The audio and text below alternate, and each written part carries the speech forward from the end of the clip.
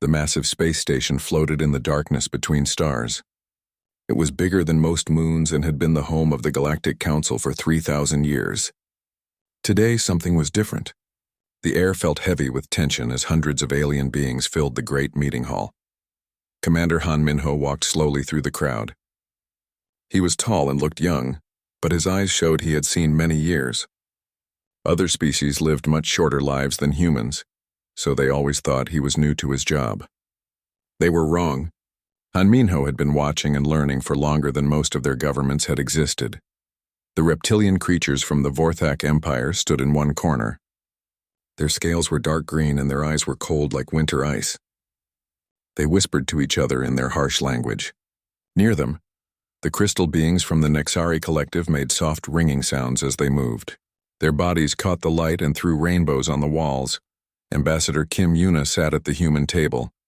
She was older than Han Minho and even more careful with her words. Her face showed nothing as she watched the other species gather. Next to her, Captain Lee Jinwoo stood like a statue. He wore a simple blue uniform, but his hands were ready to move fast if needed. Dr. Park So-min was reading from a small device. She studied how different alien species lived and worked. To everyone else, she looked like a quiet scientist. But her real job was much more important than anyone knew. The great hall grew quiet as the Vorthak Prime Minister stepped forward. Grigstar was old even for his kind. His scales had turned almost black with age, and his claws scraped the floor as he walked. Behind him came other leaders from dozens of alien worlds. "We have called this meeting for a reason," Grigstar said. His voice was like rocks grinding together. "For too long, the humans have kept secrets from us. They live for hundreds of years while we die young. They have technology they will not share. They take the best worlds and give us nothing in return." Murmurs ran through the crowd. Many aliens nodded their heads. Some made angry sounds in their own languages. Han Minho did not move. His face stayed calm. "The humans think they are better than us," continued a crystal being from the Nexari. Its voice rang like broken glass. "They smile and make pretty words, but they give us nothing real. They keep their power to themselves." More aliens joined in. A furry creature with 6 arms waved them all in the air. "They say they want peace, but they never truly help us. They watch us struggle and do nothing." Kim Yuna finally stood up. The hall became quiet again. "We have always followed the laws of the Galactic Council," she said. Her voice was soft, but everyone could hear it clearly. "We share what we can share. We help where we can help. Lies," shouted Grigstar. His tail hit the floor with a loud bang.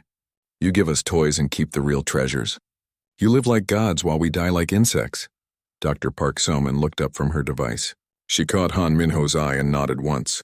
Very slowly, Captain Lee Jinwoo stepped forward just a little. His hand did not move to his weapon, but somehow every alien in the room suddenly felt uncomfortable. "What do you want from us?" Han Minho asked. His voice was quiet and polite. Grigstar's eyes grew bright with anger. "We want you to share everything. We want you to give us the same long life you have. We want the weapons you hide. We want the real technology, not the simple things you give to children." "And if we say no?" Han Minho asked. The crystal being rang louder. "Then we will take it from you." Other alien leaders moved closer. A bird-like creature spread its wings wide. A blob-like being changed color from blue to angry red. Dozens of species all showed their agreement. "You are outnumbered," said Grigstar. "Every species here agrees. You are just one small group. We are many." Han Minho looked around the room slowly. He saw angry faces and hostile body language from every direction. Kim Yuna sat back down, but her eyes never left the alien leaders. Captain Lee Jinwoo remained still as stone. Dr. Park So-min went back to reading her device as if nothing important was happening. "So this is a threat?" Han Minho asked. "This is a declaration," Grigstar said. He stood as tall as he could. "The Galactic Council declares war on humanity. You have kept your secrets too long. Now we will take them by force." The hall erupted in cheers and war cries. Aliens of every shape and size showed their agreement. Some banged weapons on the floor. Others made loud noises with their voices or bodies. But something strange happened then. Han Minho smiled. It was not a happy smile. It was not a friendly smile. It was cold like space itself. Kim Yuna smiled too. Then Captain Lee Jinwoo. Then Dr. Park So-min. All around the hall, every single human began to smile the same cold smile. The alien cheering slowly stopped. The war cries became whispers. Something about those human smiles made everyone feel afraid. "We accept your declaration," Han Minho said. His voice had not changed, but somehow it felt different now. Dangerous. "You have 72 hours to change your minds." Grixtar laughed, but it sounded forced. "You think you can scare us? You think your small smiles matter?" Han Minho turned to leave. The other humans stood up and followed him. As they walked toward the door, Kim Yuna spoke without looking back. "You should use those 72 hours to say goodbye to your families." The humans left the hall in perfect silence. Behind them, the aliens tried to celebrate, but their voices sounded hollow now. Something about the way the humans had smiled stayed in their minds like a bad dream. Outside the hall, Dr. Park Soman finally looked up from her device. "Should I send the message?" she asked. Han Minho nodded once. "Send it to all human worlds. Tell them the sleep is over." In the distance, they could still hear the aliens making plans for war. None of them knew that they had just made the biggest mistake in galactic history. None of them understood what they had awakened.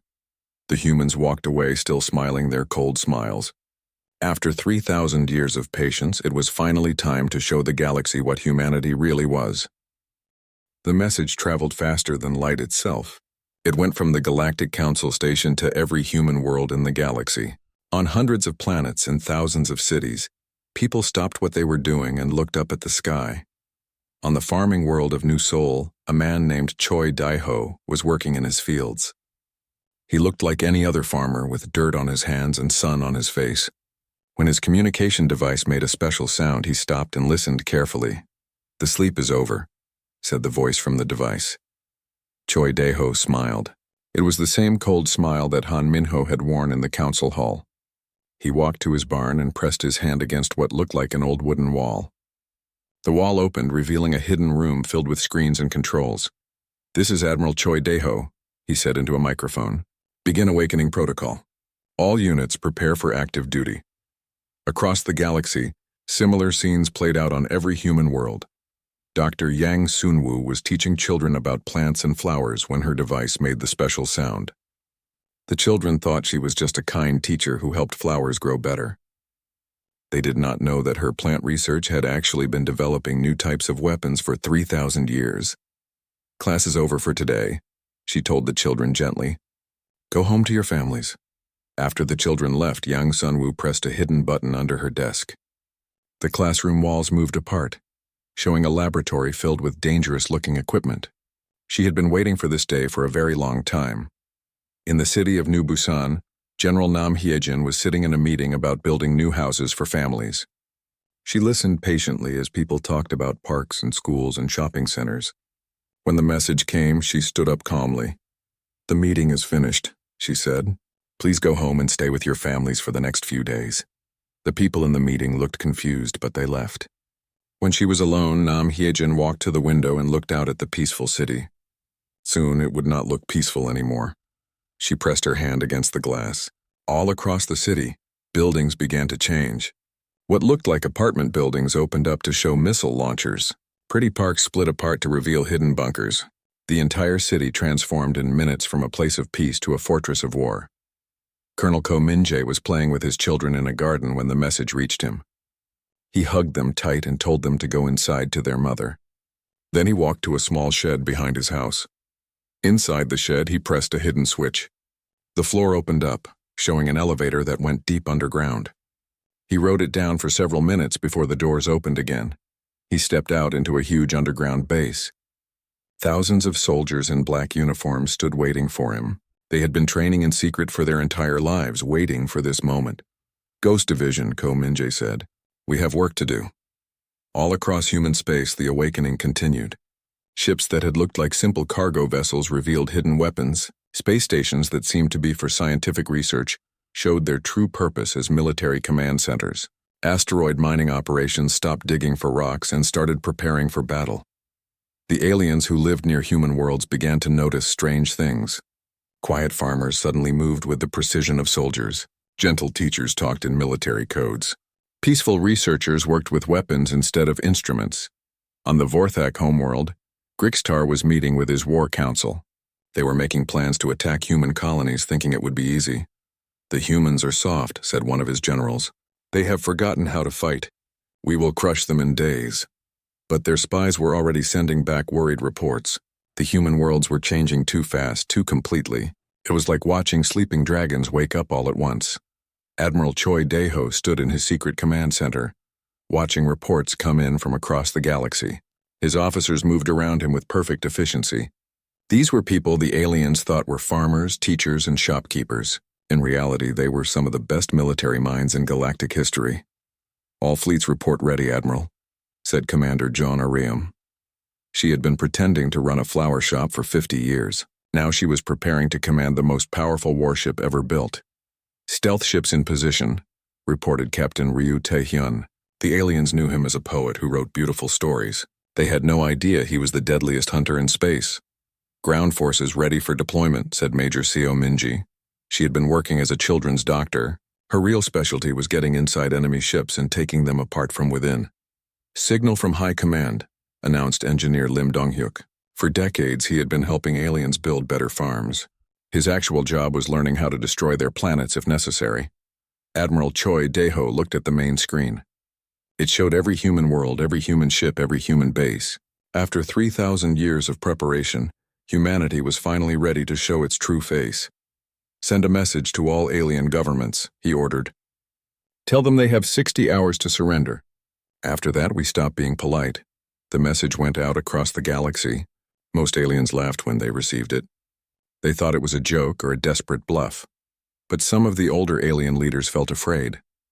They remembered stories their grandparents had told them. Stories about what humans had been like before the Great Peace. Stories about a species that had conquered their own solar system through pure violence before they learned to control themselves. Those old leaders tried to warn the others, but no one listened.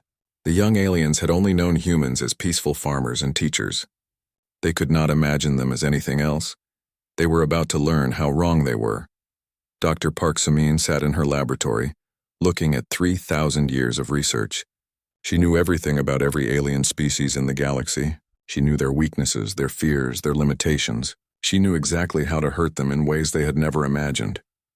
"Begin psychological warfare protocol," she said to her assistants. "Let them know what they have awakened." Across the galaxy, every alien communication system suddenly showed the same image. It was a human face smiling coldly, the same smile that had frightened them in the council hall. Then the face spoke, and every alien in the galaxy heard the words at the same time. "You wanted to see our real technology. You wanted to know our real capabilities. You complained that we were keeping secrets from you. Your wish is granted. Welcome to humanity's true nature." The image faded, leaving behind only silence. In that silence, 3,000 years of human patience finally came to an end. The first alien attack fleet approached the human colony of New Busan with confidence. Grixter had chosen this target carefully. It was supposed to be a simple farming world with no defenses. Intelligence reports said only peaceful families lived there, growing food and raising children. Admiral Kelvak of the Vorthak Third Fleet looked at his screens with satisfaction. 200 warships followed his command ship. Each one carried enough firepower to destroy a city. Against helpless farmers, it would be a massacre.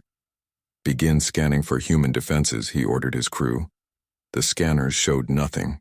No weapon platforms. No military ships. No shield generators. Just a beautiful green planet with small cities scattered across its surface. "Sir," said his tactical officer, "we are not detecting any resistance at all. This will be easier than expected." Admiral Kelvak laughed. "The humans are even weaker than we thought. Begin the attack." The alien fleet moved into orbit around New Busan. They prepared to bombard the surface and destroy everything human on the planet. Admiral Kelvak opened a communication channel to broadcast his victory to the galaxy. "Citizens of New Busan," he announced, "you are hereby conquered by the Vorthak Empire. Surrender now and your deaths will be quick." For a long moment, nothing happened. The planet remained silent. The cities below looked peaceful and quiet. Then someone answered the communication. It was a human voice, calm and friendly. "Thank you for coming to visit us," said the voice. "We have been waiting for you for a very long time." Admiral Kelvak frowned. "Waiting for us? You should be afraid. You should be begging for mercy." "Oh, we are not afraid," said the human voice. We are excited. Do you know how long it has been since we had proper targets to practice on? Suddenly, Admiral Kelvac's screen started flashing red warnings. Sir, shouted his sensor operator. We are detecting massive energy signatures. They are coming from everywhere. The empty space around the planet began to change. What had looked like asteroids and space debris suddenly revealed themselves as hidden weapon platforms. They had been there all along, invisible to alien sensors. Impossible, whispered Admiral Kelvac. Our intelligence said the system was undefended. Your intelligence was looking at what we wanted you to see, said the human voice. Welcome to New Busan. We hope you enjoy your very short stay. The hidden platforms opened fire all at once. Beams of pure energy cut through space like swords. The alien ships had no time to raise their shields. In seconds, half of Admiral Kelvac's fleet simply disappeared. But that was only the beginning. The planet's surface began to open up. What had looked like hills and mountains split apart to reveal enormous gun barrels. The peaceful cities raised massive shield walls around themselves, then began firing weapons that turned the sky white with energy. Captain Ryu Tai-hyun watched from his stealth ship, the Silent Thunder. To alien sensors, his ship did not exist. Human technology was 3,000 years ahead of anything the aliens had ever seen. This is Silent Thunder to all hunter units, he said into his communication system. The prey is panicking. Begin the harvest? All around the alien fleet, invisible human ships began their work. They moved like ghosts through space, appearing just long enough to destroy an enemy vessel, then vanishing again before anyone could shoot back. Major Seominji led her Void Rangers in boarding attacks on the larger alien ships. They used technology that let them walk through solid walls. They appeared inside enemy ships like nightmares, knowing exactly where to strike each alien species to cause maximum fear. The Vorthak had tough scales, but they were vulnerable at the base of their necks. The crystal beings were strong, but they shattered if hit at the right frequency. The furry six-armed creatures were fast, but they could not see in certain types of light. Humans had spent 3,000 years learning exactly how to hurt every species in the galaxy. Sir, screamed Admiral Kelvac's communications officer, the humans are inside our ships. They are moving through the walls like ghosts. How is that possible? Kelvac demanded. His answer came from behind him. Major Seominji materialized out of thin air in the middle of his command bridge. She was not alone. A dozen human soldiers appeared with her, all wearing black armor that seemed to bend light around them. Hello, Admiral, she said politely. We need to talk. Admiral Kelvac tried to draw his weapon, but his hand would not move. The humans had done something to him, something that paralyzed his muscles without killing him. What do you want? He gasped. We want you to send a message to your people, Major Seominji said. Tell them that this is what happens when they declare war on humanity. Tell them that we have been studying them for 3,000 years and we know exactly how to break them. Around the command bridge, Kelvac's crew members fell unconscious one by one. The humans moved with perfect precision, disabling each alien without causing permanent harm. They were not here to kill everyone. They were here to send a message. Your fleet is destroyed, Major Seominji continued. Your ships are captured. Your crews are alive but helpless. You have two choices, Admiral. You can send our message to your government, or you can watch us demonstrate our capabilities on your homeworld. Admiral Kelvac looked at his screens. His entire fleet was gone. 200 warships had been reduced to floating debris in less than an hour. The few ships that still existed were now under human control. This is impossible, he whispered. We outnumbered you. We had better weapons. We had the advantage of surprise. Major Seominji smiled the same cold smile that humans had been showing since the war began. Admiral, you never had any advantages. We have been preparing for this exact scenario for 3,000 years. We knew when you would attack, where you would attack, and how you would attack. We have been waiting for you. She gestured to her soldiers and they began setting up strange devices around the command bridge. What are those? Admiral Kelvac asked. Recording equipment, she replied. We want your people to see this conversation. We want them to understand what they are really fighting against. Engineer Lim Donghyuk appeared on the main screen. He was standing on the surface of New Busan, next to what looked like a simple farming machine. Admiral Kelvac, he said cheerfully, I want to show you something interesting. This device that your intelligence reports described as a soil processor for growing better crops. Would you like to know what it really does? He pressed a button on the machine. Suddenly, a beam of energy shot up into space. It struck one of the floating pieces of debris from the alien fleet and completely disintegrated it. "This is a planetary defense cannon," engineer Lim Donghyuk explained. "Every farming machine, every construction tool, every piece of peaceful equipment on this planet can be turned into a weapon. We have been preparing for war while pretending to grow vegetables." Admiral Kelvak felt his world breaking apart. Everything he had believed about humans was wrong. Everything his intelligence services had told him was lies. "How long?" he asked weakly. "How long have you been planning this?" "Since the day we achieved peace," Major Seominji answered. 3,000 years ago, humans stopped fighting each other because we realized we might need to fight something else someday. So we spent 3,000 years getting ready. She activated the recording devices. Every alien government in the galaxy would see what happened next. "This is Major Seominji of the Human Defense Force," she said to the cameras. "To all alien species watching this message, you declared war on us. You demanded our secrets. You threatened to take by force what we would not give freely. Now you can see what our secrets really are." The cameras showed the destroyed alien fleet. They showed the human soldiers standing calmly among their defeated enemies.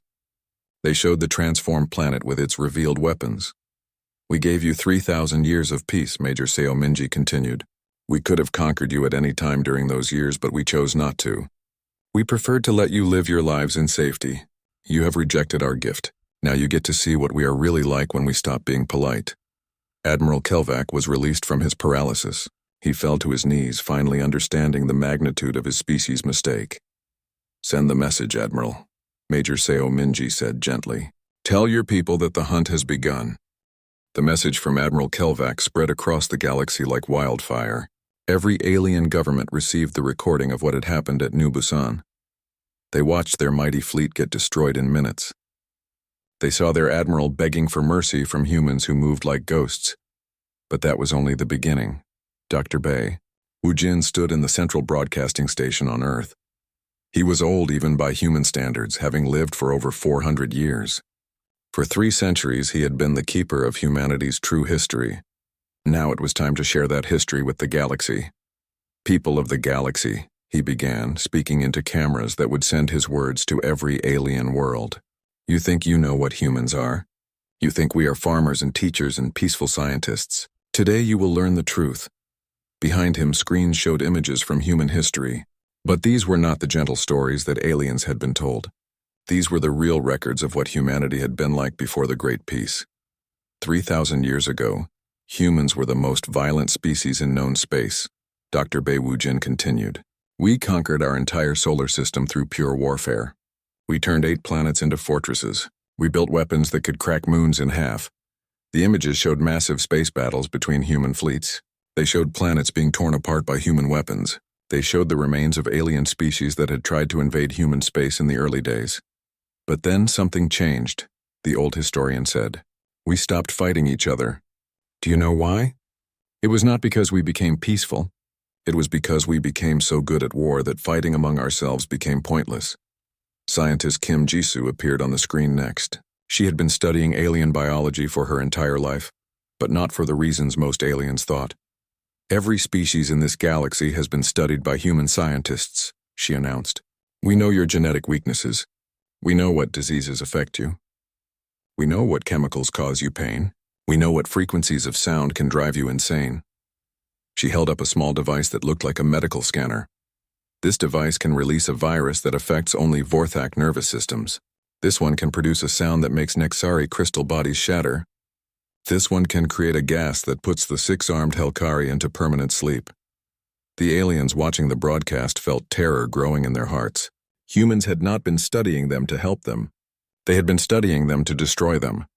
"We have weapons designed specifically for every species in the galaxy," Kim Jisoo continued. "We have been preparing for 3,000 years. Every alien who has ever visited a human doctor has given us information about your biology. Every cultural exchange has taught us about your psychology. Every trade agreement has shown us your military capabilities." Admiral Song Ki-won appeared next. The aliens knew him as a cargo ship captain who transported food between worlds. They had no idea he commanded the 2nd-largest fleet in human space. "Your military strategies are not secret," he said bluntly. "We have been watching you train your soldiers.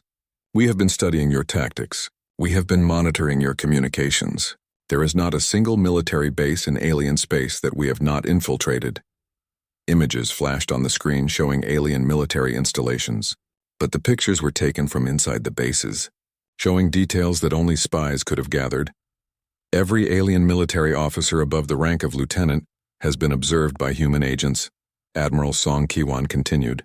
We know your weaknesses, your habits, your fears. We know which of your officers will break under pressure and which ones will fight to the death. Specialist Yoon Junho stepped forward next. He looked like a young man who worked with computers, helping aliens build better communication systems. His real job was much more dangerous. Every alien computer system has been compromised, he announced calmly. Every communication network has human backdoors built into it. Every database has been copied and analyzed. There is no alien secret that we do not know. He pressed a button, and suddenly every alien communication device in the galaxy displayed the same message. Humanity knows everything. We have been inside your network since the day we made contact, Yoon Junho explained. Every message you have ever sent, we have read. Every plan you have ever made, we have seen. Every secret you think you have kept, we have stolen. The broadcast continued for hours.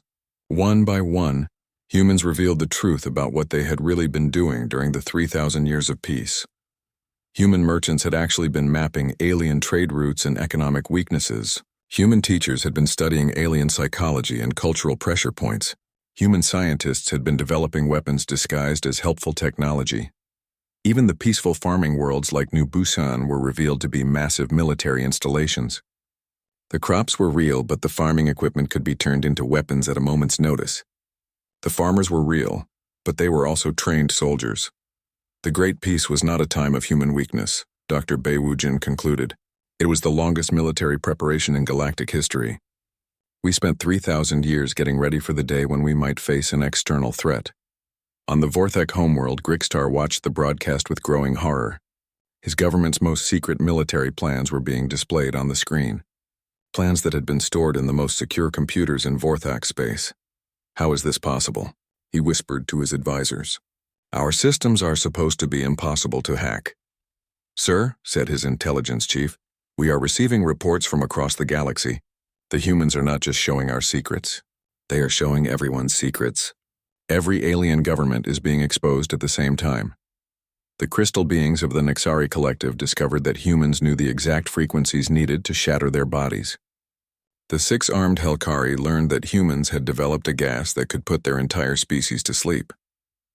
The bird-like Skrin found out that humans knew how to ground their flying abilities permanently. Every alien species was discovering that humans knew exactly how to destroy them. But the worst revelation was still coming, Commander. Han Minho appeared on the screen one final time. He was standing in the same council hall where the war had been declared, but now he was not alone. Behind him stood representatives from dozens of alien species. But these aliens were not prisoners. They were humans. Meet our deep cover agents, Han Minho said. Some of them have been living among you for over 1,000 years. They have been your advisors, your friends, your lovers. They have been reporting everything back to us. The aliens watching the broadcast realized, with sick horror, that they could not tell which of their own people were actually humans in disguise. We have been the dominant species in this galaxy for 3,000 years, Han Minho continued. We just let you think you were in charge. We could have conquered you at any time, but we preferred to let you live in peace. You have rejected our generosity. Now you get to see what we are really capable of. The broadcast ended, leaving the galaxy in stunned silence. On every alien world, governments fell into chaos. Military leaders discovered that their most secret plans were known to the enemy. Politicians realized that their closest advisors might be human spies. Scientists found out that their greatest discoveries had been stolen long ago. The aliens had not declared war on a peaceful species. They had declared war on their own hidden masters. They had been living in a cage for 3,000 years, and they had just attacked the zookeepers. Now they were about to discover what happened when the cage doors opened. The war lasted exactly 72 hours. When the time limit expired, human fleets appeared simultaneously above every major alien world in the galaxy. They did not come from nearby space. They materialized out of nothing. as if they had been hiding in the empty darkness between stars. Fleet Admiral Park Seojin stood on the bridge of the flagship Eternal Vigilance. Through the great windows, he could see the Vorthak homeworld below. Around him, 1,000 other human ships waited in perfect formation. "All fleets report in position," announced his communications officer. "Every alien capital world is surrounded." Admiral Park Seojin nodded slowly. After 3,000 years of preparation, the moment had finally arrived. Open communication channels to all alien governments simultaneously. Across the galaxy, every alien leader received the same message at the same time. Admiral Park Seojin's face appeared on their screens, calm and patient. "Leaders of the Galactic Council," he began, "your 72 hours have expired. You chose to continue this war rather than surrender. Now you will see the consequences of that choice."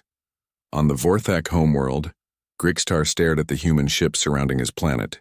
His military advisors had calculated that it would take months for human forces to reach their territory. Instead, they had appeared overnight. How did they get here so fast? He demanded of his generals. His science advisor, a nervous creature with shaking hands, provided the terrifying answer. "Sir, our sensors indicate that these ships have been in our system for over 50 years. They have been hiding here, invisible to our instruments, waiting for orders." Grixtar felt his blood turn cold. 50 years? They have been here for 50 years? "Not just here, sir. According to our readings, human ships have been stationed in every alien system for decades. They have been waiting and watching, completely undetected." The realization hit Grixtar like a physical blow. The humans had not rushed to war when it was declared. They had been ready for war before it even began. Ambassador Lee Mik-young appeared on the communication screens next. She looked exactly the same as she had in the council hall, calm and professional. "We offer you terms," she announced. "Complete surrender of all alien military forces. Integration of all alien governments under human administration. Acceptance of human law and human leadership. In exchange, your species will be allowed to continue existing." From the Nexari homeworld, their crystal leader rang out in anger. "You cannot demand our surrender. We outnumber you thousands to one." General An Jae-won appeared on the screen, replacing Ambassador Lee Mik-young. He was standing on what looked like an asteroid, but the surface beneath his feet was clearly artificial. "Do you think numbers matter?" he asked. "Let me show you something." He gestured to the space behind him. Suddenly, thousands of asteroids throughout the galaxy began to move. They were not asteroids at all. They were human battle stations, disguised and hidden for centuries. Every piece of space debris larger than a shuttle in this galaxy is actually a human weapons platform, General An Jae-won explained. "Every asteroid field has been turned into a fortress. Every empty moon has been hollowed out and filled with weapons. There is nowhere in this galaxy that is beyond our reach." The bird-like Skrin leader spread his wings in defiance. "We will fight. We will resist. We will never surrender to you." President Han Yuna appeared on the screen for the first time. She was the leader of all humanity. Though few aliens had ever seen her before, her voice was gentle but absolute. "You do not understand," she said kindly. "This is not a negotiation. This is us explaining what is going to happen. You have already lost. You lost the moment you declared war. You lost before your fleets ever left port. You lost 3,000 years ago when we decided to become the dominant species in this galaxy." Admiral Park Seojin returned to the screen. "To demonstrate that resistance is pointless, we will now disable your defenses. Please observe." Across the galaxy, every alien weapons platform suddenly went silent. Every shield generator stopped working. Every military ship lost power. In seconds, the combined military might of dozens of species simply shut down. "How?" whispered Grixtar, staring at his useless control panels. Specialist Yoon Junho answered from his position on Earth. "We built your computers. We designed your power systems. We installed your communication networks. Every piece of advanced technology you have used in the last 1,000 years came from us. Did you think we would not include shutdown codes?" The aliens realized that their entire technological civilization had been built by humans. Every computer, every weapon, every ship had hidden programming that humans could activate whenever they chose. "You have been living in a zoo," President Han Yuna continued. "We have been your caretakers for 3,000 years. We let you think you were free because it made you happy. But you were never really in control of your own lives." The crystal beings of the Nexari began to crack with fear. Their harmonic voices rose in panic. What do you want from us? What are your terms? Ambassador Lee Mikyung reappeared, her expression unchanged. Total surrender. Complete integration. Absolute obedience. Your species will continue to exist, but under human guidance. You will live the lives we choose for you. You will follow the laws we make for you. You will accept the future we design for you. And if we refuse? Asked the six-armed Helkari leader. President Han Yuna smiled sadly. Then you will cease to exist. Not just your governments or your militaries. Your entire species. Every single member of your race will simply stop living. We have the capability to eliminate any species completely, while leaving their worlds intact for others to use. The threat was not made in anger. It was stated as a simple fact, like describing the weather. You have 30 minutes to decide, Admiral Park Seo-jun announced. Surrender completely or face complete extinction. There are no other options. Across the galaxy, alien governments fell into chaos. Some leaders wanted to fight. Others begged for mercy. A few tried to negotiate for better terms. But 30 minutes later, every alien species chose the same option. Survival. One by one, alien leaders appeared on the communication networks to announce their surrender.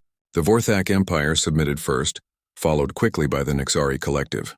Within an hour, every alien government in the galaxy had accepted human terms. Commander Han Minho appeared on the screens one final time. He was back in the council hall where the war had begun, but now he sat in the position of authority. The war is over, he announced. The Galactic Council is disbanded. Human administration begins immediately. You will be given new laws to follow and new leaders to obey. Your species will be relocated as necessary to worlds we consider appropriate for you. He paused, looking directly into the cameras with those same cold eyes that had frightened the aliens 3 days ago. Some of you are wondering why we did not simply conquer you openly 3,000 years ago. The answer is simple. We hoped you would be worthy of partnership. We gave you 3 millennia to prove that you could be our equals. Instead, you proved that you needed our guidance. The broadcast ended, leaving the galaxy in silence. On Earth, Dr. Park Soman filed her final report on the war. It was exactly 3 pages long, including casualty figures. Human casualties, 0. Alien casualties, 0. Duration of conflict, 72 hours. Outcome. Complete human victory achieved through demonstration of overwhelming superiority rather than application of force. She paused before writing the final line. Recommendation: maintain current containment protocols for all alien species. Subject races require continued human supervision for their own protection and the stability of galactic civilization. President Han Yuna read the report and signed it with a heavy heart. Humanity had finally been forced to show their true nature to the galaxy. The long game of patience and preparation was over. From now on, there would be no more pretending. No more hiding. No more allowing aliens to think they were in charge of their own destiny. The 3,000-year experiment in allowing alien species to govern themselves had failed. Now humanity would do what they had always been capable of doing. They would rule the galaxy directly, as they had always been meant to do. The aliens had demanded to see humanity's true power. Their wish had been granted. Now they would live with the consequences forever.